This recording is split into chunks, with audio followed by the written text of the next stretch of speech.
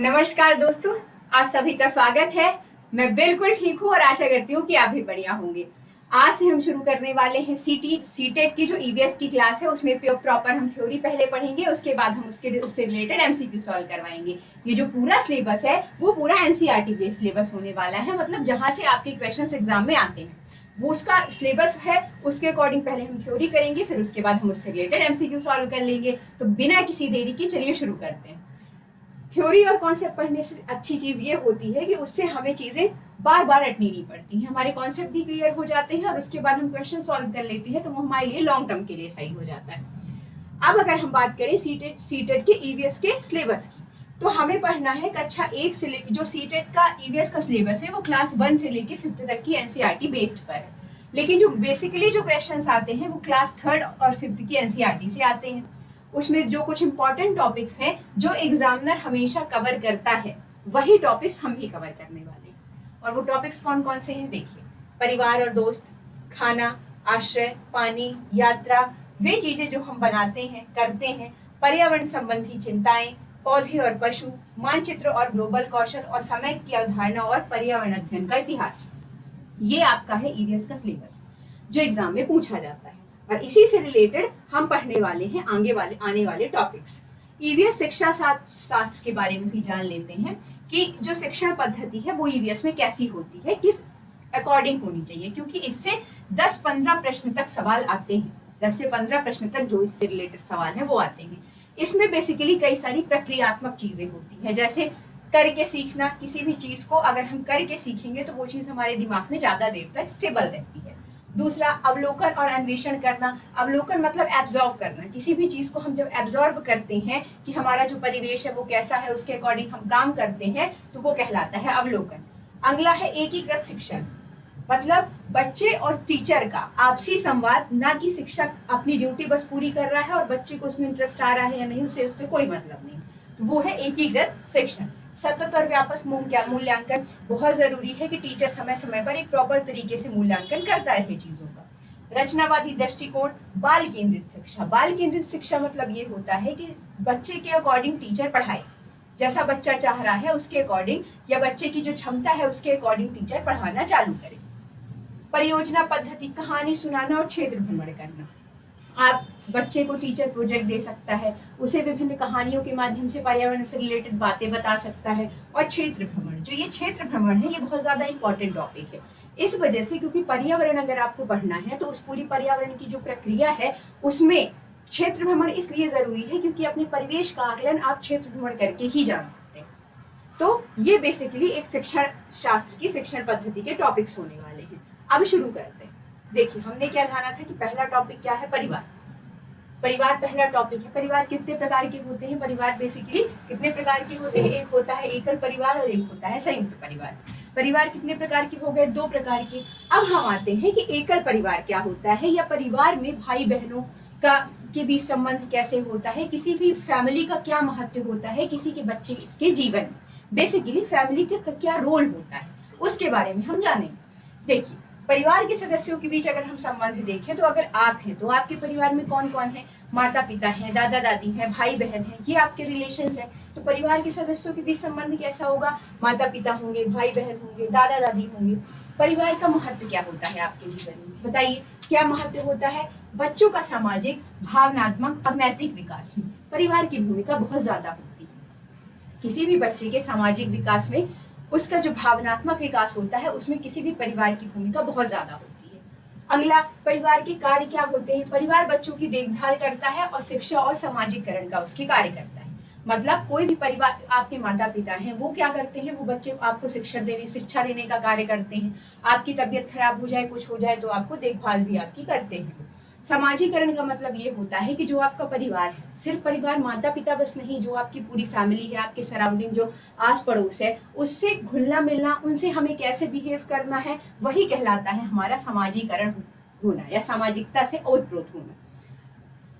मित्र का क्या महत्व होता है? बच्चों के सामाजिक और भावनात्मक जीवन में मित्र का बहुत ज्यादा सपोर्ट होता है, क्योंकि एक मित्र ही है जो चीजें हम फैमिली से नहीं बोल पाते हैं वो हम फ्रेंड सर्कल में अपने शेयर करते हैं। तो एक सामाजिकता के तौर पे देखा जाए और अगर भावनात्मक तौर पर देखा जाए तो मित्र की भूमिका बहुत बड़ी होती है। मित्रों के साथ संबंध कैसा होता है? दोस्ती का होता है, सहयोग का होता है और आपसी समझ का होता है। क्लियर? मित्रों से हम क्या सीखते हैं? सामाजिक कौशल और भावनात्मक समझ और सहयोग। कहते हैं ना कि भाई तू आजा, यहाँ जाना है, यहाँ ये करना है, वो करना है, तो ये क्या है? ये आपसी सहयोग ही। तो मित्र से क्या क्या चीजें होती हैं? सामाजिक कौशल है, भावनात्मक समझ है और सहयोग क्या होता है मित्र में। तो आपने क्या जाना? परिवार कैसा होता है? दो प्रकार का, एकल परिवार, संयुक्त परिवार। परिवार की क्या भूमिका होती है? बच्चों का देखभाल करना, बच्चों को शिक्षा देना। मित्र की क्या भूमिका होती है? सहयोग प्रदान करना, सामाजिक और भावनात्मक सहयोग देना। क्लियर? अब आते हैं परिवार और मित्र से संबंधित कुछ महत्वपूर्ण तथ्य हैं। जैसे परिवार बच्चों के लिए पहली पाठशाला है। तो अगर पूछा जाए कि बच्चे की पहली पाठशाला क्या है, तो परिवार। परिवार बच्चों को सामाजिक और भावनात्मक विकास के लिए कौशल सिखाता है। मतलब जब सामाजिकता होती है तो हमारे माता पिता हमें क्या सिखाते हैं कि आपके बड़े पिताजी हैं, उनका आप सम्मान करिए, आपकी बड़ी माता जी हैं, उनका आप सम्मान करिए। तो इसे कहते हैं सामाजिकता। तो ये कौन सिखाता है? ये हमारा परिवार ही सिखाता है। मित्र क्या करते हैं? बच्चों को घुलने मिलने और सहयोग करने में मदद करते हैं। आप जितना अपने मित्रों के साथ घुले मिले होते हैं उतना किसी और के साथ नहीं। तो मित्र क्या करते हैं? सामाजिक रूप से घुलने मिलने में सहयोग करते हैं। बच्चों को विभिन्न प्रकार के परिवारों और उनके सदस्यों के बारे में जानना चाहिए। बिल्कुल, आपकी फैमिली है तो आपको अपनी फैमिली के बारे में पूरी जानकारी तो होनी ही चाहिए। और बच्चों को यह भी जानना चाहिए कि मित्र कैसे बनते हैं और उससे कैसे संबंध बनाए जाते हैं, क्योंकि आपको सबको पता है कि मित्र हमारे जीवन में बहुत बड़ी भूमिका निभाते हैं। तो उसके लिए जरूरी क्या होता है? उसके लिए जरूरी होता है कि हमें ये बात पता हो कि मित्र कैसे बनाते हैं। मित्र अगर बनाए भी जाते हैं तो उनके साथ संबंधों को लॉन्ग टर्म कैसे चलाया जाता है।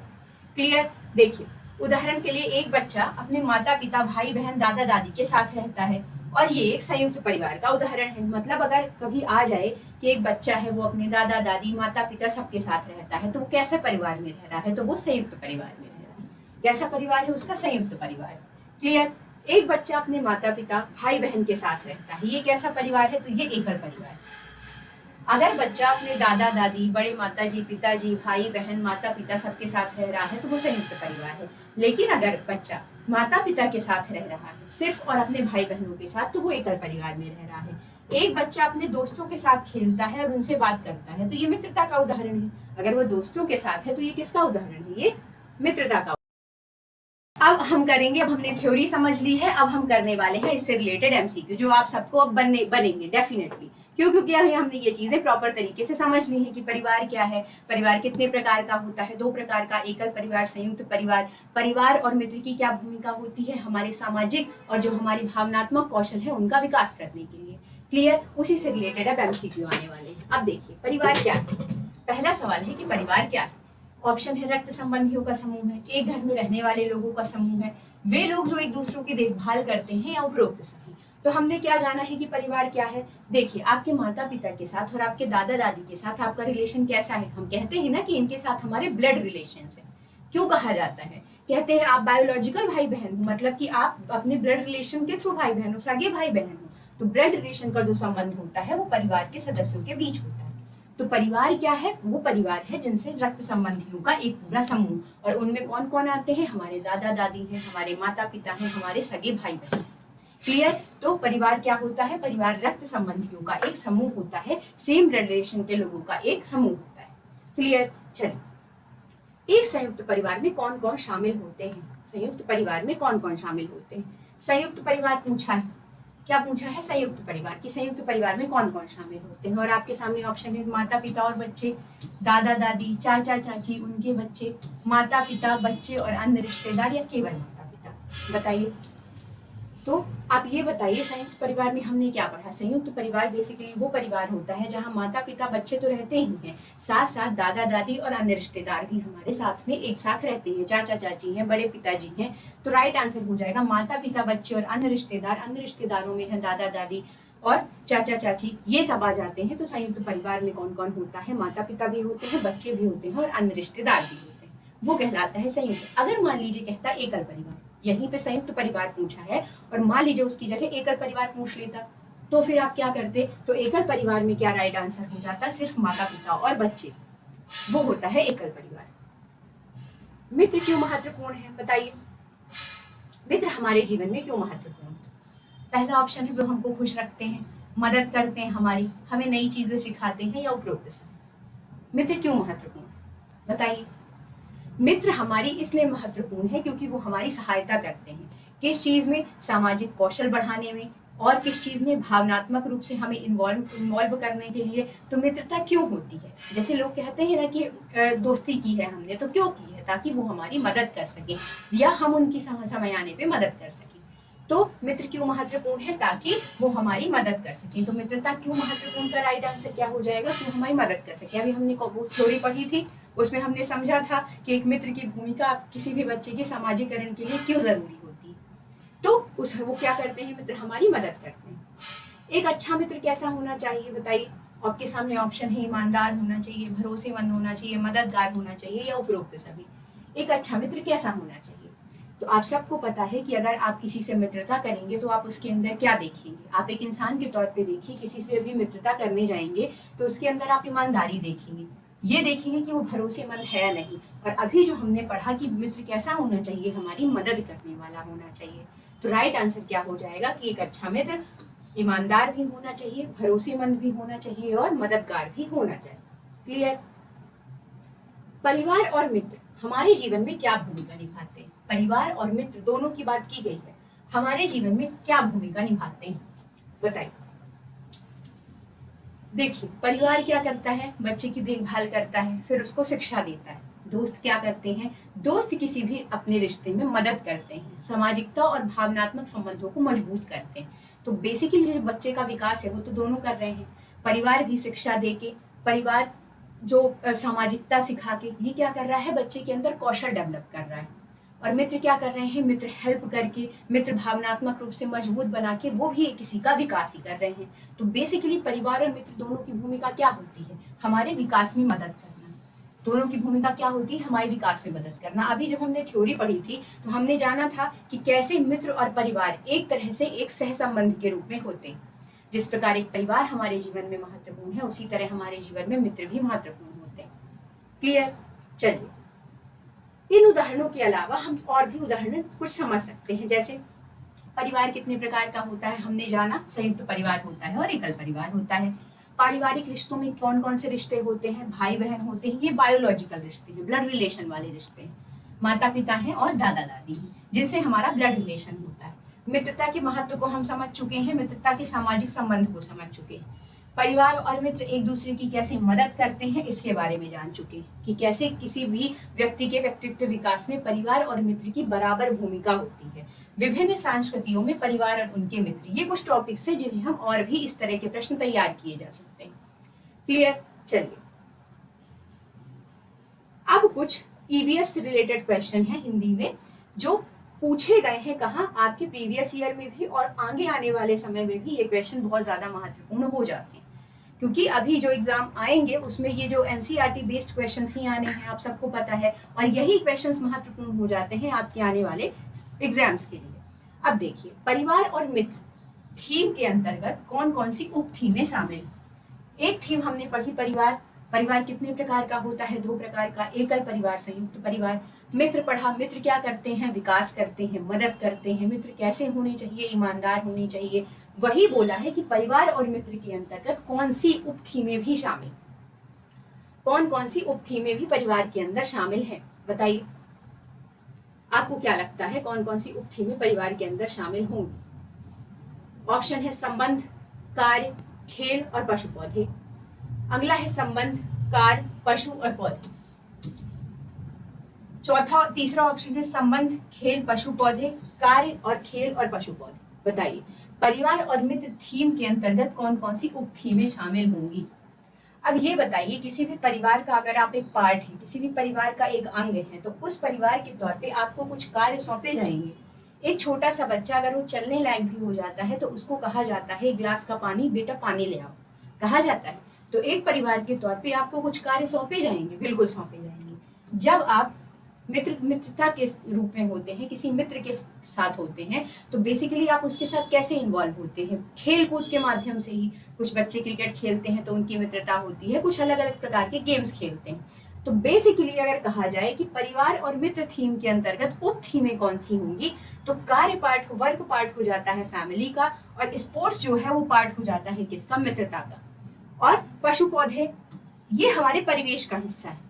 और पर्यावरण के परिवेश में हमारे जितने भी संबंध हैं वो शामिल होते हैं। इसी को हम कहते हैं सामाजिक पर्यावरण। तो बेसिकली ये क्या होगा, इसका राइट आंसर उपथिमों में कार्य, खेल और पशु पौधे। क्लियर? और ये भी क्लियर हुआ होगा आपको कि आखिर इसके अंतर्गत ये उपथीमें क्यों आई। क्यों? क्योंकि इसी प्रकार से परिवार का संबंध किससे है? कार्य से। खेल कूद का संबंध मित्रता से है। और हमारे सामाजिक परिवेश का संबंध किससे है?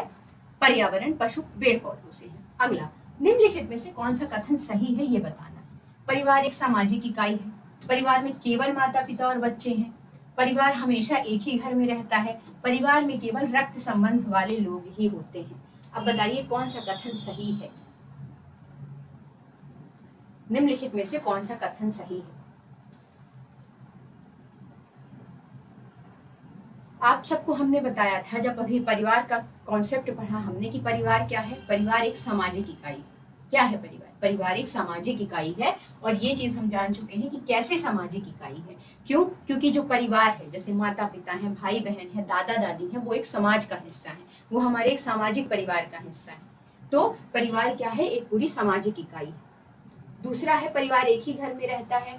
तो ये जो सारे ऑप्शंस हैं, इनकी जो परिवार की बेहतर परिभाषा दे रहा है वो क्या दे रहा है कि परिवार क्या है? एक सामाजिक इकाई है, एक सोशल यूनिट है, फैमिली। क्लियर?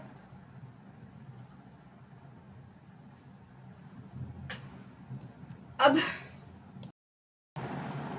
तो देखिए, अब हमने जाना कि परिवार क्या है? सामाजिक इकाई है। अगर हम इसके अदर ऑप्शंस में देखें कि अगर अदर ऑप्शंस को अगर मान लीजिए हमें एलिमिनेट करना है तो हम कैसे करेंगे। देखिए क्या लिखा हुआ है, परिवार में केवल माता पिता और बच्चे शामिल होते हैं। तो क्या ये संभव है? हमने परिवार को क्या पढ़ा? परिवार एक सामाजिक इकाई है, लेकिन परिवार दो प्रकार के होते हैं, एक संयुक्त परिवार और एक एकल परिवार। पढ़ा ना? तो ये तो एकल परिवार बस का हिस्सा हो गया, संयुक्त परिवार कहाँ गया? तो अगर कहा जाएगा कि केवल माता पिता और बच्चे शामिल होते हैं तो ये एकल परिवार को डिनोट करता है, लेकिन ये संयुक्त परिवार को डिनोट नहीं करता है। तो ये तो अपने आप गलत हो जाएगा। दूसरा, परिवार हमेशा एक ही घर में रहता है। क्या ये संभव है? बच्चे हैं, एजुकेशन के लिए बाहर जाते हैं, कुछ बोर्डिंग स्कूल्स भेज दिए जाते हैं। हो सकता है माता पिता अपने जॉब के कारण कहीं और रह रहे हो, दादा दादी कहीं और रह रहे हो। तो क्या ये संभव है कि परिवार हमेशा एक ही घर में रहेगा? बिल्कुल। और दूसरा, परिवार में केवल रक्त संबंध वाले लोग होते हैं। परिवार देखिए, हम परिवार एक सामाजिक इकाई है, एक सोशल यूनिट है। वो इस प्रकार से चलती है कि सभी का साथ में सहयोग लेगी। कभी कभी हमारे घर में पलने वाले पशु भी हमारा परिवार का हिस्सा होते हैं। हमारे यहाँ काम करने वाला व्यक्ति भी हमारे परिवार का हिस्सा हो जाता है। तो ये है कि केवल रक्त संबंध, तो ये भी सही नहीं होगा। परिवार क्या है? एक सामाजिक इकाई है। ये राइट आंसर हो जाएगा। अगला, एक बच्चा अपने माता पिता, दादा दादी, चाचा चाची और बहनों के साथ रहता है। ये किस प्रकार का परिवार है? बताइए। एक बच्चा अपने दादा दादी, माता पिता इनके साथ रह रहा है। ये किस प्रकार का परिवार है? माता पिता के साथ रह रहा है, दादा दादी, चाचा चाची सबके साथ रह रहा है। एकल परिवार होगा, संयुक्त परिवार होगा, विस्तारित परिवार होगा, या इनमें से कोई नहीं? बताइए।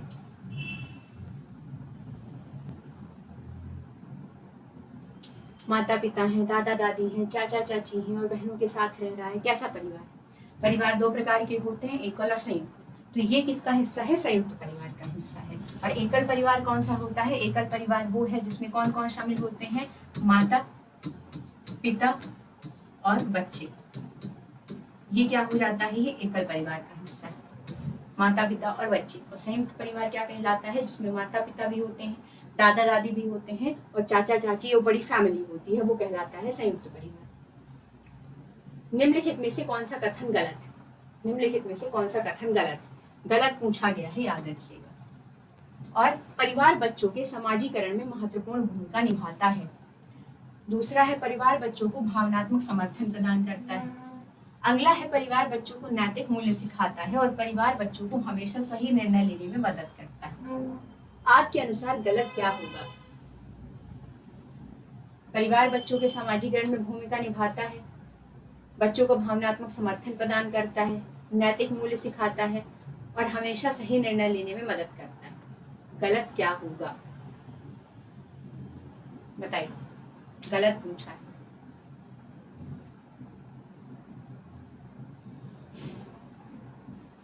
हमने पढ़ा था कि परिवार, हमने जो परिवार की परिभाषा पढ़ी थी उसमें हमने क्या पढ़ा था, उसमें हमने ये पढ़ा था कि बच्चों के सामाजिकरण और भावनात्मक समर्थन प्रदान करने की जो भूमिका है वो किसकी होती है, परिवार की होती है। तो ये दोनों स्टेटमेंट तो सही है, बच्चों के सामाजिकरण और भावनात्मक समर्थन प्रदान करने की भूमिका परिवार की होती है, ये बिल्कुल राइट आंसर है। परिवार बच्चों को हमेशा सही निर्णय लेने में मदद करता है, बिल्कुल सही। जो फैमिली होती है वो क्या करती है, बच्चे को सही दिशा में निर्देशित करने का काम करती है।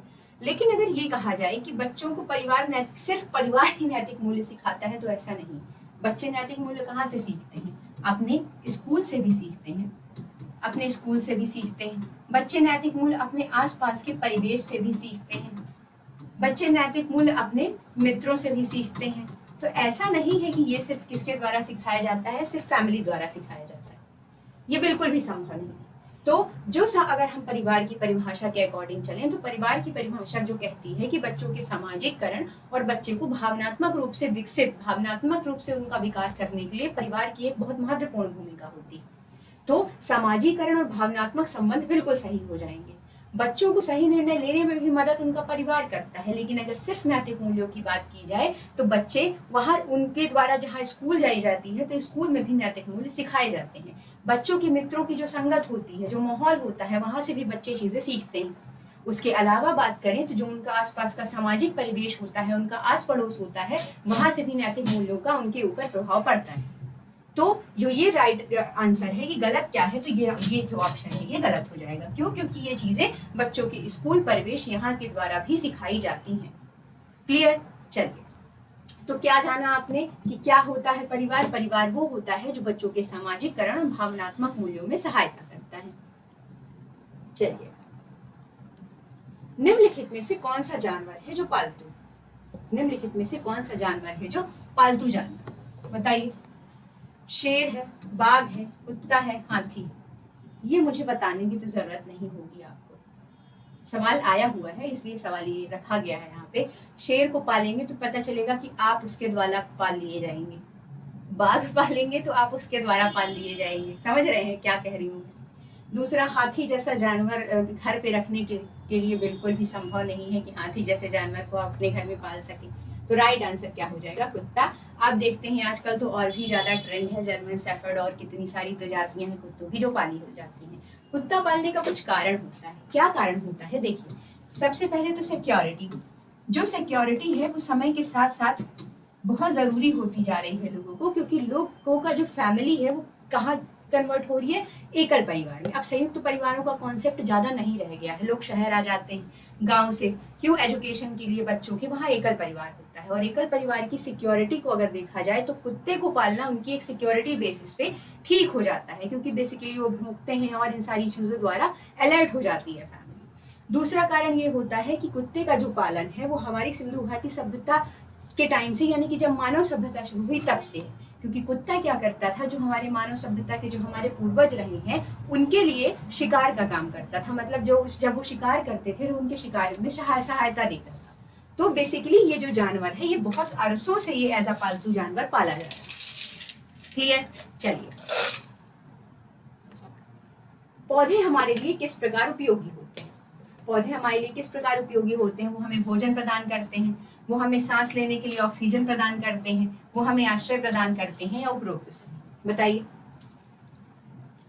बताइए पौधे हमारे लिए किस प्रकार उपयोगी हैं? पौधों से भोजन मिलता है? बिल्कुल मिलता है। फल मिलते हैं पौधों से। जब पौधे आप किसी को आते हैं तो फलों की प्राप्ति होती है, वही हमारा भोजन होता है। हमें ऑक्सीजन देते हैं फल। प्रकाश संश्लेषण की जब प्रक्रिया होती है, सूर्य की रोशनी का उपयोग करके पौधे भोजन बनाते हैं, तो वो क्या बाहर निकालते हैं? ग्लूकोज और ऑक्सीजन। और वही ऑक्सीजन हमें सांस लेने में काम आती है। तो अगर कहा जाए कि हमें ऑक्सीजन प्रदान करते हैं तो क्या ये गलत? नहीं। दूसरा, हमें आश्रय प्रदान करते हैं। अच्छी धूप हो और आप कहीं ट्रेवल कर रहे हो और आप पेड़ की छांव के नीचे चले जाइए, तो वो क्या प्रदान करते हैं? पेड़ हमें आश्रय प्रदान करते हैं। बारिश हो रही है, आप पेड़ के नीचे खड़े हो जाइए, हमें आश्रय प्रदान करते हैं। तो इसका राइट आंसर हो जाएगा उपरोक्त सभी। और ऑक्सीजन, कभी कभी आ जाता है कि पौधे ऑक्सीजन किस प्रक्रिया द्वारा प्रदान करते हैं? वो प्रक्रिया कहलाती है प्रकाश संश्लेषण की प्रक्रिया। प्रकाश संश्लेषण की प्रक्रिया। और वो प्रक्रिया में पौधे क्या करते हैं? पौधे सूर्य की जो ऊर्जा है, सूर्य की रोशनी है, उसका उपयोग करके क्या करते हैं, ग्लूकोज बनाते हैं और ऑक्सीजन जनरेट करते हैं, और इसी ऑक्सीजन का उपयोग इंसान करता है जिंदा रहने के लिए, और ये प्रक्रिया कहलाती है फोटोसिंथेसिस यानी कि प्रकाश संश्लेषण। चलिए, पर्यावरण अध्ययन में परिवार और मित्र थीम का क्या महत्व है? पर्यावरण अध्ययन में परिवार और मित्र थीम का महत्व क्या है? यह बच्चों को उनके सामाजिक भावनात्मक विकास में मदद करता है, पर्यावरण के बारे में जागरूक करता है, यह बच्चों को जानवरों और पौधों के बारे में बताता है, या यह बच्चों को उनके परिवार और दोस्तों के साथ मजबूत बंधन बनाने में मदद करता है। बताइए क्या होगा राइट आंसर?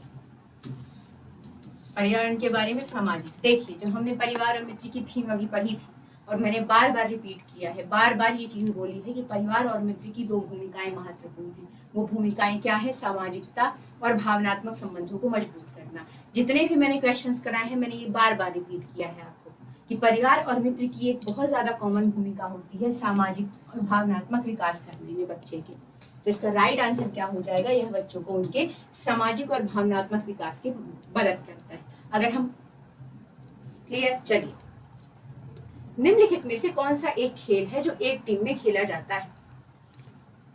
कौन सा खेल है जो एक ही टीम में खेला जाता है? ऑप्शन है क्रिकेट, कैरम, स्नूकर, शतरंज। बताइए। एक टीम में खेला जाता है, पूरी एक टीम खेलती है उस खेल को, इंडिविजुअली नहीं खेला जाता, कहने का मतलब ये है। तो ये जो खेल है वो कौन सा है? क्रिकेट। आपको पता है शतरंज कैसा खेला जाता है? दो लोगों में, एक इंडिविजुअल इधर होता है, एक इंडिविजुअल दूसरे साइड होता है, ये कोई टीम नहीं होती है।